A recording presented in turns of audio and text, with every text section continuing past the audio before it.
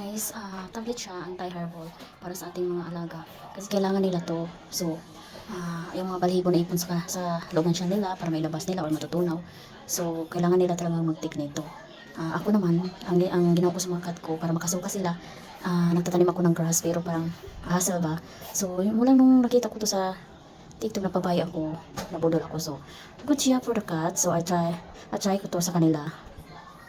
Try ko sa kanilang itik. So, ganyan ang tsura niya, guys. Maliliit lang siya. Pwede mo na idritso sa bunganga nila, pero kinakain talaga nila yan. Inilagay ko kinakain. So, kumakain na yun. Nagkain na siya dalawa eh. So, baka ma-over.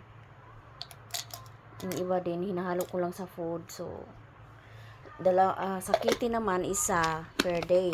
Tapos sa adult naman, dalawa per day. Ano na siya, oh. 250 grams, 200 ano na siya sa isang ano. Mura lang to, 100 plus lang. So check out na kayo.